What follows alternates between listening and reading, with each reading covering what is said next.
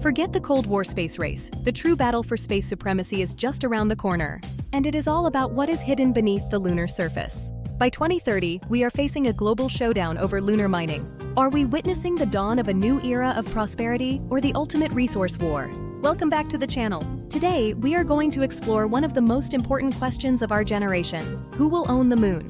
This is not science fiction. Countries and corporations are investing billions of dollars to stake their claim on lunar resources. And by the end of this decade, the first space mining tycoons could emerge. First, let us talk about why the moon is suddenly so valuable. For decades, we thought of the moon as a dead, barren rock. But recent discoveries have changed everything. At the lunar poles, particularly in permanently shadowed craters, there are massive deposits of water ice. And this water ice is not just for drinking, it is potentially worth trillions of dollars.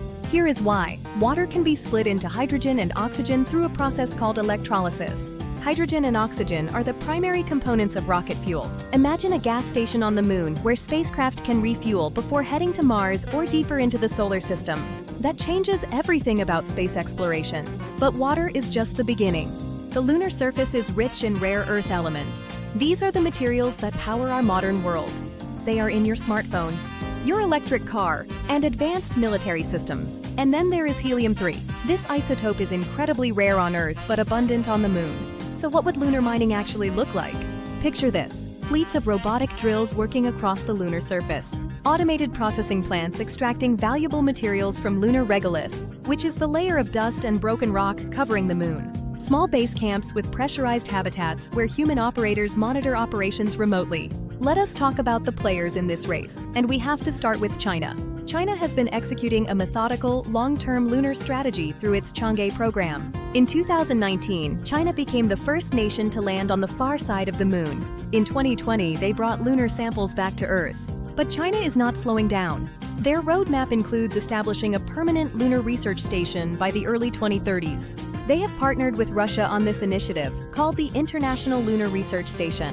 China has publicly stated their intention to extract lunar resources for both scientific research and economic purposes. On the other side, we have the United States and its allies operating under NASA's Artemis Accords. The Artemis program aims to return humans to the moon and establish a sustainable presence. But here's what makes Artemis different from Apollo. It is built on partnerships with private companies. Companies like Astrobotic and Intuitive Machines are already developing lunar landers. SpaceX is building the Starship, which could transport massive amounts of cargo to the lunar surface. Blue Origin, founded by Jeff Bezos, is working on the Blue Moon lander. But the space mining race is not just between the United States and China. Other nations are stepping up. India's space agency, ISRO, has made incredible progress. Their Chandrayaan mission have successfully reached the moon at a fraction of the cost of other programs. India is now planning crewed lunar missions and has expressed interest in lunar resource utilization. The European Space Agency has proposed a Moon Village concept, an international collaborative base on the moon. Now let us talk about the technology that will make lunar mining possible. The moon is an incredibly harsh environment. Temperatures swing from 127 degrees Celsius in sunlight to minus 173 degrees Celsius in shadow. There is no atmosphere to protect against radiation or micrometeorites, and communication delays make real-time control from Earth impractical. This is why advanced robotics and artificial intelligence are essential. Robots will need to make decisions on their own, identify valuable deposits, avoid hazards, and repair themselves when things go wrong. Companies are developing AI systems specifically for this purpose. Here is something amazing. Future lunar bases might be printed, not built. Engineers are developing 3D printing technology that uses lunar regolith as the primary material. Instead of launching expensive construction materials from Earth, we could use what is already on the moon. Imagine robotic printers working around the clock, layer by layer, creating landing pads, radiation shelters, storage facilities, and habitats. This technology could reduce the cost of establishing a lunar presence by orders of magnitude. But we cannot ignore the terrors alongside the triumphs. It is not like dust on Earth. These particles are sharp, abrasive, and electrostatically charged. During the Apollo missions, lunar dust damaged equipment, clogged seals, and even caused respiratory issues for astronauts.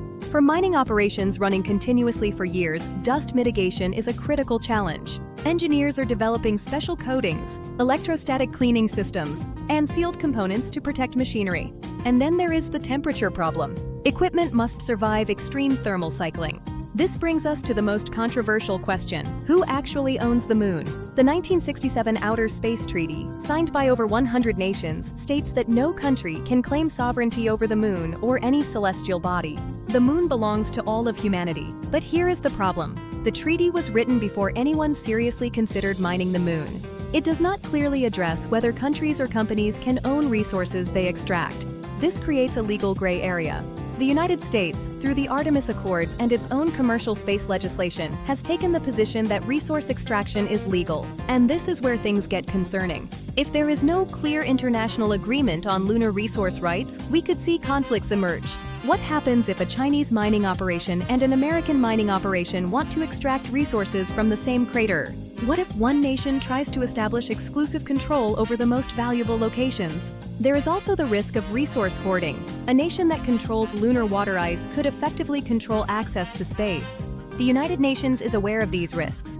There have been ongoing discussions about updating international space law for the modern era. Some propose a new treaty specifically addressing resource extraction and property rights in space. Others suggest expanding the Artemis Accords into a broader international framework. Still others argue for a system similar to the law of the sea, which governs international waters. The decisions made in the next few years will shape the future of humanity in space for generations. So what will the world look like by 2030? Most experts believe we will see the first successful commercial lunar mining operation by the end of this decade.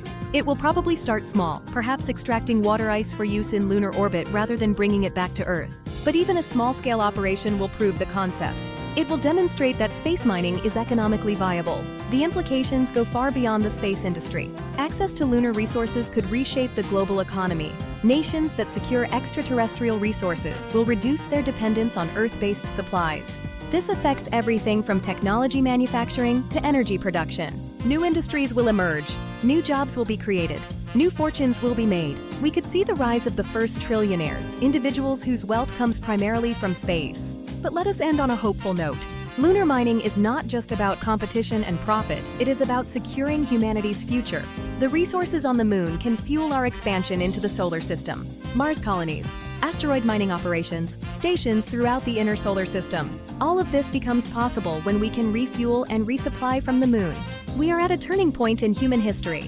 Decisions, technologies, and agreements made today will decide whether humanity stays on one planet or becomes truly spacefaring. The moon is the gateway, and by 2030, we will know who holds the keys. That is our look at the race for lunar resources and the space mining tycoons of 2030. This story is just beginning, and we will be covering every major development as it happens. For more content on space technology, future trends, and the innovations shaping our world, please visit ENTECH online. You will find articles, analysis, and resources to keep you informed about the technologies transforming our future. If you enjoyed this, like the video, subscribe to our channel, and hit the bell so you don't miss future science content. Don't forget to share it with friends who love science. Thank you so much for watching. See you in the next one.